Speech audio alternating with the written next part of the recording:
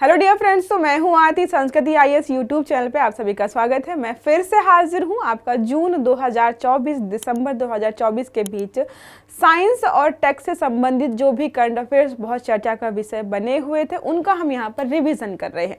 तो अंतरिक्ष से संबंधित कुछ परिघटनाएं हैं जिनका हम आज रिवीजन करने वाले हैं। 10 से 12 टॉपिक होने वाले हैं जो कि बहुत चर्चा में रहे थे और उनसे जो है आपका यूपीएससी प्रीलिम्स 2025 में जो है प्रश्न बनने की संभावना है। तो क्विक रिवीजन के माध्यम से समझेंगे कि कौन सी घटनाएं ऐसी हैं जो कि चर्चा में रही हैं और उनसे संबंधित प्रश्न कहां से और कैसे पूछे जा सकते हैं। हमको किन किन फैक्ट्स को बहुत ध्यान से पढ़ना है, तो लास्ट तक बने रहिएगा। यहाँ पर रिवीजन कर रहे हैं हम साइंस टेक का पूरा अच्छे तरीके से। तो विज्ञान एवं प्रौद्योगिकी का जो है अंतरिक्ष प्रौद्योगिकी हम पढ़ रहे हैं, जहाँ पर जो है स्पेस से संबंधित घटनाओं को हम यहाँ पर पढ़ने वाले हैं। इसके पहले भी हमने क्लास पढ़ी थी जिसमें जो है नई नई तकनीकियों के बारे में पढ़ा था कि कौन से देश ने कौन सा मिशन लॉन्च किया है, उससे जो है रॉकेट्स वगैरह या किसी अन्य प्रकार का कोई मिशन जो है स्पेस से संबंधित किसी देश ने जो है खासकर भारत ने जारी किया है, उनको जो हमने 1 बाय 1 करके कवर कर लिया था। आज परिघटनाएं जो अंतरिक्ष से संबंधित जो है घटनाएं होती हैं, खगोलीय घटनाएं होती हैं, उनके बारे में पढ़ने वाले। तो पहला हमारा है सौर तूफान, भूचुंबकीय तूफान। जो है आपने कई बार जो है ज्योग्राफी में भी पढ़ा होगा और जो है करंट अफेयर्स में भी चर्चा का विषय रहा। सौर तूफान से समझ में आ रहा है कि जो सौर की लपटें हैं ये बहुत ज़्यादा प्रभावित करती हैं, उन सब के बारे में यहाँ पर हम पढ़ने वाले हैं। पृथ्वी को कैसे प्रभावित करते हैं ये भी देखेंगे और इनका रीज़न क्या होती है, क्या क्या प्रकार होते हैं इनके। देखिए लिखा है पृथ्वी पर G5 स्तर के सौर तूफान का अनुभव किया गया था। तो ये जून 2024 से लेकर के दिसंबर 2024 के बीच की घटना है। उस समय जो है ये तूफान बहुत चर्चा में था। यहाँ पर क्या था कि पिछले 2 दशक में ऐसा कोई तूफान देखने को नहीं मिला था जैसा हमने जो है ये देखा, जिसका नाम था G5 स्तर का। देखो यहाँ पर जो है जो तूफान आते हैं उनका स्तर होता है G1, G2, G3, G4। तो G5 स्तर का मतलब जो है बहुत ज्यादा तेज या जो है बहुत खतरनाक वाला। ठीक है, इस दौरान संभवतः पिछले 500 वर्षों में सबसे अधिक प्रकाशमान ध्रुवीय ज्योति जो है देखी गई थी, जिसको आपने जो है पढ़ा होगा अरोरा। ठीक है, तो अरोरा जो ज्योति दिखाई देती है नॉर्थ हेमिस्फीयर में या फिर जो है हमारे उत्तरी ध्रुव में, वो जो है बहुत तीव्र गति की दिखाई दी थी, मतलब बहुत ज़्यादा तेज रोशनी थी, जो कि संभवतः 500 सालों में पहली बार जो है हमें देखने को मिला था। अब बात करें जो है सौर तूफान क्या होता है और इसके अलावा जो है सोलर स्टॉर्म्स क्या होते हैं। दोनों जो है एक जैसे ही नाम लगे, थोड़ा सा डिफरेंस यहाँ पर है। सूर्य से विस्फोट के रूप में उत्सर्जित होने वाले आवेशित कणों को जो है हम सौर तूफान कहते हैं। तो सूर्य जो है यहाँ से जो आवेशित कण जो है बहुत तीव्र गति से निकलते हैं, उनको सौर तूफान कहा जाता है। जो इनकी उत्पत्ति है अक्सर क्यों होती है, सोलर फ्लेयर्स और कोरोनल मास इंजेक्शंस के रूप में हम यहाँ पर देखते हैं इनको। सोलर फ्लेयर्स मतलब लपटें जो है सूर्य की होती हैं, या फिर जो है कोरोनल मास इंजेक्शन भी इनको कहते हैं, इनके रूप में हमें देखने को मिलता है। आवेशित कण जो अत्यधिक तीव्र गति से जो है यहाँ पर जो है अंतरिक्ष में गति करते हैं। ठीक है, पूरे अंतरिक्ष को प्रभावित करते हैं। उनकी तीव्रता और प्रचंडता के आधार पर जो है G1 और G5 के तहत इनको जो है वर्गीकृत किया गया है। G1 मतलब है बहुत जो है माइनर यानी साधारण है। अब इसको हमने देखा G5 के तहत रखा गया था, तो एक्सट्रीम यानी चरम सीमा के जो सौर तूफान होते हैं उसके तहत यहाँ पर इसको रखा गया था। उच्च गति वाली सौर पवनों को जो है भूचुंबकीय तूफान, तो जो उच्च गति वाली सौर पवनें होती हैं, जो सूर्य से निकलने वाली लपटें हैं जो बहुत गति से मूव करती हैं, इनकी जो है गति लगभग 10 लाख किलोमीटर के हिसाब से होती है अगर ये गति करना चाहे तो। ठीक है, तो इनको यहाँ पर जो है रखा जाता है। यहाँ पर बात करते हैं सूर्य के सोलर जो है मैक्सिमम नमक जो है चरम अवस्था में जो है प्रवेश करने का परिणाम होता है। हम लगातार देख रहे हैं सूर्य से आने वाली जो हीट है लगातार जो है पृथ्वी पर बढ़ रही है। तो सिर्फ पृथ्वी पर ही नहीं बढ़ रही है, पूरे जो है ब्रह्मांड में जो भी गैलेक्सी हमारी है उसको प्रभावित कर रही है। तो इसको यहाँ पर जो है इसी के तहत रखा गया। अगर हम बात करें जो है सोलर फ्लेयर्स और कोरोनल मास इंजेक्शन क्या होते हैं, तो सोलर फ्लेयर सूर्य से निकलने वाले विकिरण को हम कहते हैं। ठीक है, एक तीव्र विस्फोट होता है जहाँ पर जो है कोरोनल मास इंजेक्शन जो है एक तरीके से गर्म किरणें जो हैं या फिर जो है आयनित जो है कण जो है वहाँ पर मूव करते हैं। जो गर्म आयनित गैसेस होती हैं उनको हम जो है सोलर फ्लेयर्स के नाम से जानते हैं, ठीक है। जैसे आप घर पे गैस वगैरह जलाते हो तो फ्लेयर्स निकलती है ना, तो उन्हीं को मान लीजिए वो जो फ्लेयर्स जो गैस के स्टोव से निकल रही है आपकी, वो जो जब वही फ्लेयर जो है सूर्य से निकलती है तो उनको हम क्या बोलते हैं, सोलर फ्लेयर्स बोल देते हैं। उत्सर्जित कण जो है प्रति घंटे 10 लाख मील से अधिक की स्पीड से गति करते हैं पूरे ब्रह्मांड में, ठीक है।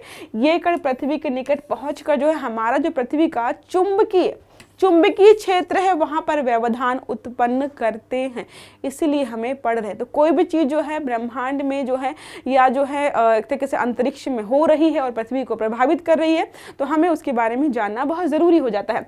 अब बात करें सिंपैथेटिक सोलर फ्लेयर्स, सूर्य के चुंबकीय क्षेत्र में कई उत्सर्जनों का परिणाम होती हैं। अब जो सूर्य का चुंबकीय क्षेत्र है यहाँ पर अलग अलग घटनाएं होती हैं जिसकी वजह से जो अलग अलग प्रकार के यहाँ पे तूफान या फिर अन्य प्रकार की परिघटनाएं हमें देखने को मिलती हैं, उन्हीं का परिणाम होता है, ठीक है। आई होप समझ में आ गया होगा, बहुत बार आपने पढ़ा होगा इसके बारे में। आज हम पढ़ लेते हैं थोड़े से कुछ मिशंस हैं जो कि जून 2024 से दिसंबर के बीच जो है अलग अलग जो है देशों के द्वारा लॉन्च किए गए थे। जूनो से पता चल रहा है कि शायद जुपिटर, तो देखो बृहस्पति ग्रह की उत्पत्ति और विकास को समझाने के लिए जो है इसको लॉन्च किया गया था, समझने के लिए जो है लॉन्च किया गया था।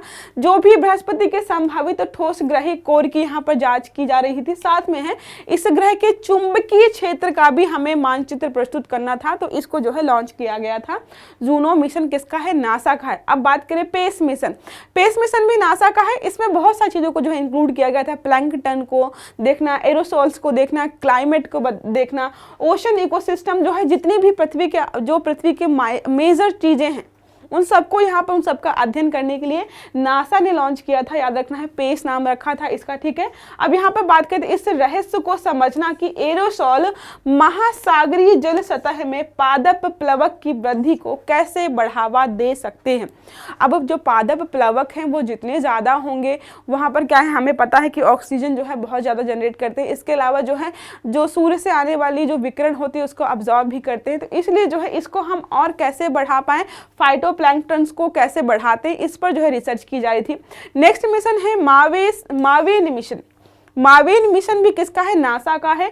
Mars atmosphere and volatile evolution को समझने के लिए, मार्स मतलब जो है मंगल ग्रह से संबंधित है, आपको ये याद रखना है, ठीक है। ऊपरी वायुमंडल जो भी है मंगल ग्रह का, उसको समझने के लिए इसको मिशन को लॉन्च किया गया था। अब बात करें जो है ड्रैगन फ्लाई मिशन, कुछ मिशन ऐसे होते हैं नाम से आप पता नहीं कर सकते कि किससे संबंधित है, तो ड्रैगन फ्लाई मिशन ये भी नासा का मिशन है। यहाँ था टाइटन, जो टाइटन के बड़े क्षेत्र को कवर करता है, तो बड़े क्षेत्र को कवर करके उस पर जितनी भी चीज़ें चल रही हैं उसके सरफेस पे सबको वहाँ पर एनालाइज करना, रिसर्च करना, डेटा एकत्रित करना, इसके लिए जो है इसको लॉन्च किया गया था। यहाँ पे लिखा उसकी सतह के कई स्थलों का अध्ययन करेगा, उसके रसायन विज्ञान, वास योग्य दशा मतलब क्या वहाँ पर हम रह सकते हैं, इन सब को यहाँ पर अध्ययन करने के लिए क्या लॉन्च किया गया था, ड्रैगन फ्लाई मिशन। नासा के जो है न्यू फ्रंटियर प्रोग्राम का जो है चौथा मिशन था। इसे जो न्यू फ्रंटियर प्रोग्राम था नासा का, इसमें बहुत सारे मिशंस लॉन्च किए गए थे। जैसे यहाँ पे अगर हम देख ले तो न्यू होराइजन जो है बहुत चर्चा में था। जूनो मिशन जो हमने स्टार्टिंग में पढ़ा था बृहस्पति संबंधित था। ओसिरिस जो है, रेक्स जो है, ये भी यहाँ पर जो इसी मिशन के तहत लॉन्च किया गया था।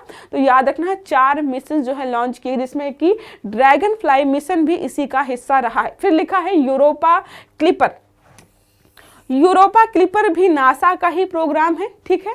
उद्देश्य है इस तथ्य का पता लगाना कि क्या यूरोपा में जीवन के लिए अनुकूल परिस्थितियां मौजूद हैं। बहुत सारे मिशन चलाए जा रहे हैं मंगल को लेकर के, जूनो या जुपिटर को लेकर के जो है, और भी अन्य प्रकार के ग्रहों में जा रहे हैं कि क्या जीवन संभव है किसी ग्रह में। तो अभी तक जो है कोई भी ऐसा ग्रह नहीं मिला है। हाँ, मंगल पर कुछ कुछ संभावनाएं देखी जा रही हैं, लेकिन फिर भी जो है रहने योग्य वो नहीं है, अभी यही बताया गया है। यह नासा द्वारा विकसित किसी ग्रही मिशन के लिए विकसित किया गया था। पृथ्वी की जो कक्षा के बाहर किसी अन्य ग्रह पर महासागर अगर है तो उसका अध्ययन करेंगे। देखो, किसी भी ग्रह पर जीवन हो उसके लिए बहुत जरूरी है कि वहां पर पानी हो। पानी होगा तो ऑक्सीजन होगी, ऑक्सीजन होगी और पानी होगा तो वहाँ पर पेड़ पौधों का विकास होगा, और जो पानी और ऑक्सीजन वगैरह उपलब्ध है तभी मानव वहाँ पर रह पाएगा, मानव बस्तियाँ जो है वहाँ पर रहेंगी। अदरवाइज जो है ये पॉसिबल नहीं हो पाएगा। तो बहुत सारे मिशन लॉन्च किए गए हैं। फिर है अर्थ केयर मिशन। नाम से पता चला है पृथ्वी से संबंधित होने वाला, लेकिन इसमें बहुत सारे लोग शामिल हैं। एक यूरोपीय अंतरिक्ष एजेंसी है ESA शामिल है, जापान की जो है एरोस्पेस संबंधित है यहाँ पे JAXA, तो 2 एजेंसियां यहाँ पर मिलकर काम कर रही हैं। क्लाउड हो गया, देखो पृथ्वी में जो भी क्लाउड हैं, एरोसोल्स हैं, रेडिएशन है, इन सब को उसके साथ ही जो है बादलों, एरोसोल्स और विकिरण के बीच जटिल परस्पर जो अभिक्रिया होती है पृथ्वी के वायुमंडल में, उन सब का यहाँ पर अध्ययन करने के लिए इसको लॉन्च किया गया था। फिर हमारा आता है राइस मिशन। राइस मिशन मतलब यूरोपीय अंतरिक्ष एजेंसी का है, इसने लॉन्च किया था। अब इसमें क्या था, इसमें यह था कि remove debris in orbit servicing. Debris बहुत ज़्यादा बढ़ गई हैं, डेब्री मतलब कचरा, अंतरिक्ष कचरा जो है लगातार बढ़ रहा है, उसको जो है हटाने के लिए वहाँ से लगातार देशों के द्वारा जो है नए नए प्रयास किए जा रहे हैं, क्योंकि ये जो कचरा घूम रहा है अंतरिक्ष में बहुत सारे हमारी नई नई सैटेलाइट्स को भी प्रभावित कर रहा है और वहाँ पर भी कचरा बहुत ज़्यादा हो गए। तो इसके लिए जो है इसको लॉन्च किया गया था। राइस मिशन किसका है, यूरोपीय अंतरिक्ष जो है एजेंसी हमारी उसका है। ये पृथ्वी की कक्षा में ईंधन भरने, मतलब आपको बाहर नहीं जाना है, उसके अलावा जो है मरम्मत या नवीकरण करने और कक्षा में असेंबलिंग करने जैसे कार्यों की दिशा में महत्वपूर्ण कदम है, जो अंतरिक्ष में चक्रीय अर्थव्यवस्था के लिए आवश्यक हो जाएगा। देखो अब हम कोई जो है रॉकेट भेजते हैं, वो चला जाता है, रॉकेट भी वहीं घूमता रहता है, तो हमें कुछ ऐसा करना होगा जिससे हो क्या कि यहाँ पर कम से कम कचरा हो, उसको जो है हम निपटान कैसे कर पाए। तो इसी संबंधित ये जो है अंतरिक्ष एजेंसी के माध्यम से ये भेजा गया था। ठीक है, अब आते हैं नेक्स्ट हमारा आर्टिकल है मेजर एटमॉस्फेरिक चेरेनकोव एक्सपेरिमेंट। तो बहुत बड़ा टेलीस्कोप लद्दाख में जो है स्थापित किया जा रहा है, अपने आप में विश्व का पहला और इतनी ऊंचाई पर स्थापित कोई जो है टेलीस्कोप होने वाला है। 1 किलोमीटर के दायरे में रहने वाला, तो बहुत चर्चा का विषय बना हुआ था क्योंकि इतनी ऊंचाई पर अभी तक किसी ने नहीं बनाया है। तो परमाणु ऊर्जा विभाग हमारा जो है हाल लद्दाख में मेजर एटमॉस्फेरिक यहाँ पर जो है चेरेनकोव एक्सपेरिमेंट वेधशाला का उद्घाटन किया गया है। ठीक है, हानले जो आपने हानले पासपोर्ट के बारे में सुना होगा, तो आपको बताना है हानले पासपोर्ट रिपोर्ट जो है यहाँ पर जो जारी की गई है उसमें जो है भारत की रैंकिंग क्या है। अब बात करें यहाँ पर जो है ये जो स्थापित किया जा रहा है एशिया का सबसे बड़ा इमेजिंग चेरेनकोव टेलीस्कोप होने वाला है। इस तरह का दुनिया में दूसरा है, इसके अलावा भी ऑलरेडी स्थापित किए जा चुके हैं, लेकिन ये अपने आप में यूनिक क्यों है, दुनिया का सबसे बड़ा चेरेनकोव टेलीस्कोप है जो वर्तमान में निर्माणाधीन है। अब देखो जाहिर सी बात 10 साल पहले कुछ बनाया गया होगा, 10 साल बाद कुछ अगर हम बनाएंगे तो पहले वाले से बेहतर ही बनाएंगे और जो है उससे बड़ा और जो है ज़्यादा अच्छे से काम करने वाली चीज़ ही बनाएंगे, तो इसलिए जो है ये ज़्यादा है। अब बात करें जो इसमें कौन कौन से शामिल, तो स्पेन और चिली में स्थित जो 2 एरे शामिल ऑलरेडी इसमें हैं। अवस्थिति की बात करें तो ये लगभग जो है 4300 मीटर की ऊंचाई पर स्थित है, दुनिया में सबसे अधिक ऊंचाई पर स्थित टेलीस्कोप ये है। ठीक है, तो ये यहाँ पर इतने पॉइंट्स हो गए इसके बारे में। अब चलते हैं नेक्स्ट पेज पर।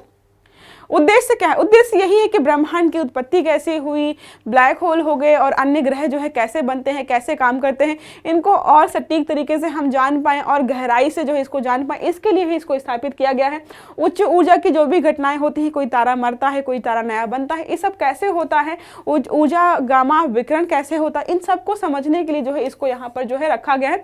अब इसका नाम जो है क्यों ऐसा रखा गया, तो इसका नाम जो है वैज्ञानिक जो है पावेल एलेक्सेविच चेरेनकोव के नाम पर रखा गया, क्योंकि इन्होंने ही इस बारे में सबसे पहले जो है जानकारी दी थी, जिसके कारण जो है इसको जो है इन्हीं के आधार पर नाम रखा गया है। ठीक है, अब बात करें अगर जो है नेक्स्ट हमारा है स्क्वायर किलोमीटर एरे, इसी का पार्ट है। मैंने आपको बताया था कि लगभग 1 किलोमीटर में ये फैला होने वाला है। तो स्क्वायर किलोमीटर एरे जो है आपको दिखाई दे रहा है, यहाँ पर बहुत सारे जो है अलग अलग जो है लगाए गए हैं, लगभग 1 किलोमीटर के एरिया में है। तो स्क्वायर किलोमीटर एरे पहला पर्यवेक्षण कर लिया है पूर्व, इसने थोड़ा बहुत आंशिक रूप से जो है जानकारी भी हमें मिल चुकी है, क्योंकि थोड़ा बहुत ये काम कर रहा है। अब बात करें इसके बारे में, तो SKA प्रोजेक्ट का लक्ष्य क्या है, विश्व का सबसे बड़ा रेडियो टेलीस्कोप बनाना, रेडियो टेलीस्कोप बनाना। और कितना होने वाला है, लगभग 1 किलोमीटर के एरिया में इसको बनाना चाहते हैं। वैश्विक वेधशाला सम्मिलित होगी यहाँ पर, जहाँ पर विश्व का कोई भी व्यक्ति जो है साइंटिस्ट खासकर जो है यहाँ पर आकर जो है वेधशाला में काम कर सकता है।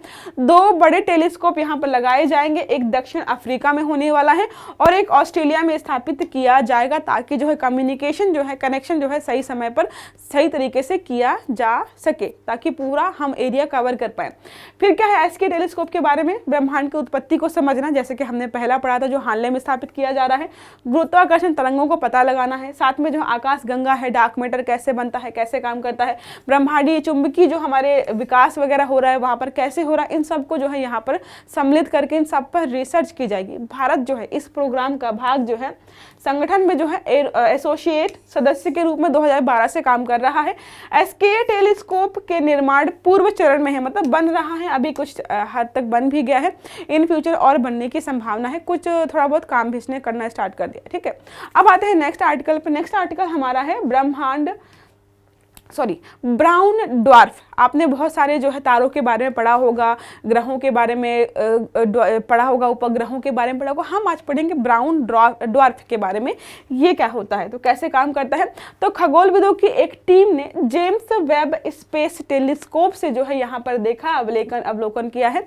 ब्राउन ड्वार्फ स्टार्स के एक युग्म पर मौसम का जो है मानचित्रण करने के लिए किया गया है। तो ब्राउन ड्वार्फ क्या होते हैं, जिनका जो एक तरीके से जो नॉर्मल ग्रह वगैरह होते हैं या उपग्रह मान लीजिए, उनके अंदर एक आंतरिक क्रिया होती है जिसकी वजह से वो जो है प्रकाशित होते रहते हैं, लेकिन ऐसा जो है संलयन जो है इनमें नहीं होता। देखिए लिखा है एक लार्ज JWST एक लार्ज इंफ्रारेड टेलीस्कोप है। यह नासा, यूरोपीय अंतरिक्ष एजेंसी और कनाडाई अंतरिक्ष एजेंसी के बीच एक अंतरराष्ट्रीय सहयोग का परिणाम है जो कि लगातार काम कर रहा है। ब्राउन ड्वार्फ उन पिंडों को हम कहते हैं जिनका आकार बृहस्पति से थोड़ा सा छोटा, लेकिन जो है जो छोटे ग्रह होते हैं उनसे बड़ा, मतलब बीच के आकार का होता है, इसलिए हम उनको क्या बोलते हैं, ब्राउन ड्वार्फ कहते हैं। तारों के पास खास बात यह कि इन तारों के पास एक नियमित तारे की तरह सामान्य हाइड्रोजन संलयन करने की जो प्रक्रिया होती है इनमें अंदर नहीं होती है। इसके कारण क्या करते हैं, वे नाभिकीय संलयन प्रक्रिया को बनाए नहीं रख पाते हैं, इसलिए इनको बोलते हैं फेल्ड स्टार्स। जो नॉर्मल स्टार्स है उनमें नाभिकीय संलयन प्रक्रिया होती रहती है, खुद का प्रकाश होता है, खुद अपना काम करते रहते हैं, लेकिन इस प्रकार के तारों में ऐसी प्रक्रिया हो ही नहीं पाती, इसलिए बोलते हैं कि भाई तुम तारे नहीं हो, तुमको तारे की कैटेगरी में रखा ही नहीं जाएगा, मतलब तुम एक फेल्ड स्टार हो, जैसा नॉर्मल होना चाहिए तुम वैसे नहीं हो। ठीक है, याद रखिएगा इतना पॉइंट जो है। फिर अगर हम बात करें श्वेत वामन तारा, पढ़ा होगा आपने, श्वेत वामन तारा बहुत बड़ा तारा है, बाहर का सारा वायुमंडल जो भी है वो उड़ गया हवा में, अब बचा है उसका नाभिक जो कि चमक रहा है बिल्कुल सफ़ेद कलर का, उसको हम बोलते हैं श्वेत वामन तारा। ठीक है, तो इसके बारे में पढ़ेंगे, ये घटना दिखाई दे गई थी इसलिए जो है चर्चा में आता। तो हाल ही में पहली बार एक चट्टानी ग्रह को एक जले हुए तारे, मतलब जला हुआ मतलब से इसके कि बड़ा कोई तारा था वो जल गया, तो उसका बाहरी पार्ट जो है वो क्या हो गया, ब्रह्मांड में अंतरिक्ष में गायब हो गया, उसके बाद जो उसका जो कोर था वो जल रहा है। ठीक है, ये बस बचा हुआ है जो कि बहुत श्वेत प्रकाश उत्पन्न कर रहा है। तो जले हुए तारे की परिक्रमा करते हुए देखा गया है। इस तारे को श्वेत वामन तारा कहा जा रहा है। श्वेत वामन तारा एक तारे कोर है, तारे का कोर है, जैसे पृथ्वी का है ना कोर जो है, तो वैसा ही कुछ यहाँ पर कोर है। जब कोई तारा मरता है तो उसका जो बाहर का ईंधन समाप्त हो जाता है और वो गायब हो जाता है, तो उसमें जो भी ग्रही नेबुला का निर्माण होता है उसी को हम यहाँ पर जानते हैं। इसके बाद जो है तारे का जो भी भीतरी कोर बचा रह जाता है उसे ही श्वेत वामन कहा जाता है। तो अगर आपसे कभी पूछे कि किसी बड़े तारे से ही श्वेत वामन का निर्माण होता है, तो हाँ, कोई बड़ा तारा है, जब वो मर गया तो छोटा सा जो उसका कोर बच गया, जहाँ पे नाभिकीय संलयन की प्रक्रिया लगातार हो रही, जो चमक रहा है, उसी को हम श्वेत वामन के रूप में यहाँ पर जानते हैं। वामन तारे की तुलना में विशाल तारे में परमाणु अभिक्रियाओं की दर जो है अधिक होती है। अब देखो, जिसके पास रिसोर्सेज कम हैं वो धीरे धीरे बचा के काम करेगा ताकि लंबे समय तक सर्वाइव कर पाए।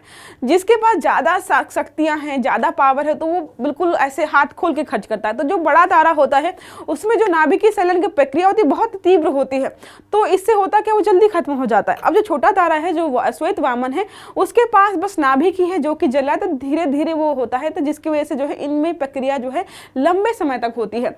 विशाल तारे का जीवन काल जो है कम होता है वामन तारों की तुलना में, याद रखना है आपको। अब बात करें यहाँ पर कि तारों को जो है श्वेत तारा या फिर जो है यहाँ पर जो है वामन तारे के रूप में कब परिभाषित किया जाता है, तो एक चंद्रशेखर सीमा है। चंद्रशेखर सीमा क्या है कि सूर्य के द्रव्यमान का अगर 1.44 गुना है कोई भी तारा, एक स्थिर श्वेत वामन तारे के लिए सैद्धांतिक रूप से संभव अधिकतम द्रव्यमान होता है।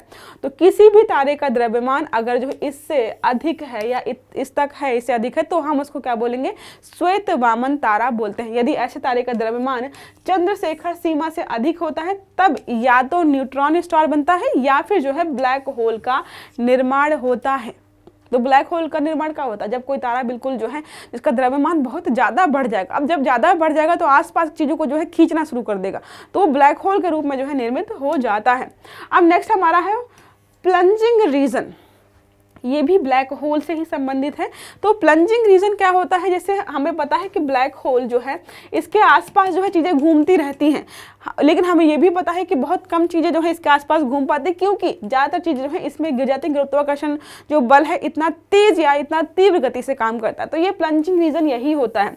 ऑक्सफोर्ड यूनिवर्सिटी फिजिक्स के एक अध्ययन ने आइंस्टीन के सिद्धांत के प्लंजिंग रीजन का पहला पर्यवेक्षणात्मक प्रमाण प्रस्तुत किया है, जिसमें बताया गया है ब्लैक होल के आसपास का वह क्षेत्र जहां पर कोई भी, ठीक है, जहां पर कोई भी मैटर जो है आसपास घूमता है और चक्कर लगाना बंद कर दे, क्योंकि उसके बाद जो है आप जो भी मैटर है जो घूम रहा है उस पर इतना तीव्र गति से जो है गुरुत्वाकर्षण फोर्स काम करता है कि वो जो है उसके अंदर जो है सीधे ब्लैक मैटर के जो है अंदर गिर जाता है। ठीक है, तो इस जो रीजन है जहाँ पे चक्कर लगाया जा रहा है, मतलब देखो जैसे मान लीजिए ब्लैक होल का ये रीजन है, जब तक आप यहाँ पर घूम रहे हो तब तक आप सेफ हो, मतलब आप जो है ब्लैक होल में नहीं गिरेंगे। लेकिन जैसे ही इस रीजन में कोई भी चीज एंटर करती है तो वो जो है ब्लैक होल में गिर जाती है। तो इस रीजन को यहाँ पर क्या बोला जा रहा है, प्लंजिंग रीजन के नाम से जाना जाता है। इसके भविष्यवाणी ऑलरेडी जो है अल्बर्ट आइंस्टीन ने कर दी थी, जो कि जाना जाता है सापेक्षता के सिद्धांत, सापेक्षता के सिद्धांत के रूप में जाना जाता है। ठीक है, इसके अनुसार कणों के लिए ब्लैक होल के पर्याप्त निकट गोलाकार कक्षाओं में ब्लैक होल के गुरुत्वाकर्षण से बचकर चक्कर लगाना असंभव है, कि अगर जो है अब ब्लैक होल के केंद्र के बहुत पास पहुंच जाता है कोई भी चीज, तो जो है चक्कर लगाना उसके लिए असंभव हो जाता है, क्योंकि वहां पर बहुत मजबूत जो है गुरुत्वाकर्षण फोर्स काम करता है, जिसके बाद जो है वो उसमें जो है अंदर गिर जाता है। अगला हमारा आर्टिकल है ट्रोजन क्षुद्र ग्रह। ट्रोजन जो है क्षुद्र ग्रह क्या होता है, इसको हम देख लेते हैं। तो शनि से संबंध एक ट्रोजन क्षुद्र ग्रह जिसका नाम 2019 UO14 की खोज सभी विशाल ग्रहों, खासकर जो है बृहस्पति, नेपच्यून और यूरेनस के साथ खगोलीय पिंडों की उपस्थिति को दर्शाता है। तो ठीक है, अगर हम बात करें ट्रोजन क्षुद्र ग्रह क्या होते हैं, तो ग्रह जैसे ही होते हैं लेकिन किसी स्पेसिफिक जो लैग्रेंजियन पॉइंट्स होते हैं वहां पर वो स्थिर होते हैं, ज़्यादा मूव नहीं करते हैं। हमको पता है लैग्रेंजियन पॉइंट्स क्या होते हैं, पार्किंग स्लॉट्स होते हैं एक तरीके से, जहां पर अगर कोई ग्रह रुका हुआ है तो उसकी जो है हमें अगर उसके बारे में जानकारी चाहिए तो थोड़ा आसान हो जाता है। देखिए लिखा है, ये सूर्य के चारों ओर एक ग्रह की कक्षा में, सूर्य के चारों ओर कोई ग्रह की कक्षा है, एक स्थिर लैग्रेंज बिंदु आमतौर पर L4 या L5 पर स्थित होते हैं। चूंकि ट्रोजन क्षुद्र ग्रह लंबे समय तक गुरुत्वाकर्षण के कारण स्थिर रहते हैं, इसलिए उनका अध्ययन सौर मंडल के विकास के बारे में उपयोगी जानकारी प्रदान करना हमारे लिए महत्वपूर्ण हो जाता है। तो ट्रोजन ग्रह कौन से होते हैं कि कोई ग्रह है, ठीक है, बड़ा सा ग्रह है, उसकी कोई परिक्रमण पथ है और यहाँ पर कोई जो है लैग्रेंजियन पॉइंट्स है, तो यहाँ पर जो है वो ग्रह रुका हुआ है, तो उसको हम जो है ट्रोजन ग्रह के रूप में जानते हैं। और अगर कोई चीज़ देखो कोई चीज़ मूव कर रही है, उसके बारे में रिसर्च करना थोड़ा सा कॉस्टली हो जाता है, टफ भी है, लेकिन कोई चीज़ रुकी हुई है तो हमें थोड़ा सा आसान हो जाएगा, ब्रह्मांड के बारे में जो है सौर मंडल के बारे में अध्ययन करने में आसानी होती है। मिशन लूसी जो है 2021 में लॉन्च किया गया था, बृहस्पति के ट्रोजन क्षुद्र ग्रहों का पता लगाने वाला ये पहला मिशन था। याद रखिएगा क्या नाम है इसका, मिशन लूसी 2021 का। ठीक है, अब चलते हैं नेक्स्ट आर्टिकल पर। अगला हमारा है super blue moon. Black moon भी चर्चा में था, सुपर ब्लू मून भी चर्चा में था। देखो हमने ब्लू मून सुना है, सुपर मून सुना है, लेकिन जब दोनों यहाँ पर सम्मिलित हो जाएंगे क्या हो जाएगा, सुपर ब्लू मून। ऐसे याद रखेंगे तो याद रहेगा। तो सुपर ब्लू मून में क्या होगा, सुपर मून भी होगा और ब्लू मून भी होगा। तो हाल ही में सुपर ब्लू मून देखा गया था। एक ऐसी घटना है जो लगभग 10 सालों में एक बार देखने को मिलती है। अब बात करें सुपर ब्लू मून के बारे में, तो एक ऐसी घटना है जहां पर सुपर मून और ब्लू मून एक साथ देखे जाते हैं। जब सुपर मून भी हो रहा है और जो है वहां पर मून भी, सुपर मून भी हो रहा है, सुपर ब्लू मून, एक ही दिन दोनों घटनाएं हो रही हैं, तो हम उसको सुपर ब्लू मून के नाम से जानते हैं। जब चंद्रमा पृथ्वी के सबसे निकट होता है, ठीक है, निकटतम बिंदु पर होता है, उसी समय वह पूर्णिमा के रूप में दिखाई भी देता है, तो उससे सुपर मून कहा जाता है। सुपर मून मतलब क्या है कि भाई हमें मून जो है बहुत बड़ा दिखाई दे रहा है। बड़ा कब दिखाई देगा, जब जो है पृथ्वी के ज़्यादा नज़दीक होगा। तो ये सुपर मून की घटना तो ऑलरेडी हो रही होती है, लेकिन साथ में क्या हो जाता है।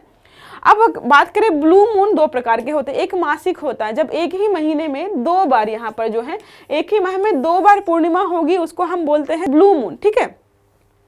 तो एक मासिक ब्लू मून और दूसरा मौसमी ब्लू मून होता है। मासिक ब्लू मून जो है एक महीने में जो है 2 बार पूर्णिमा हो गई। अगर मौसमी ब्लू मून की बात करें यहाँ पर, तो एक ही मौसम में 3 या 3 से ज़्यादा, 3 की बजाय 4, मतलब 3 की बजाय जब 4 बार जो है पूर्णिमा हमें हो जाएगी, तो उसको हम बोलेंगे मौसमी ब्लू मून। यहाँ तक समझ में आ गया होगा, जो है मौसमी ब्लू मून और जो है एक नॉर्मल ब्लू मून, ठीक है।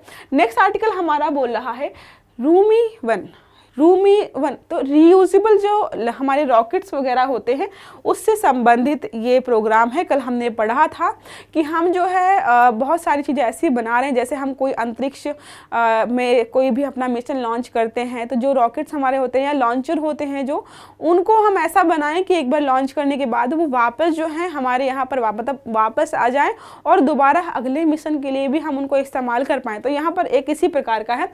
भारत ने अपना पहला रीयूजेबल हाइब्रिड रॉकेट यहाँ पर जिसका नाम रखा था रूमी 1 सफलतापूर्वक लॉन्च किया है। तो देखो 2 शब्द इस्तेमाल किए गए हैं। एक तो रीयूजेबल है, मतलब जो है इसी का उपयोग हम दूसरे मिशन को लॉन्च करने के लिए, दूसरे रॉकेट को लॉन्च करने के लिए कर सकते हैं। साथ में जो है हाइब्रिड है, मतलब ठोस प्रतिरोधक और जो है लिक्विड जो हमारा इंजन यूज किया, दोनों ही यहाँ पर इस्तेमाल हो पाएंगे।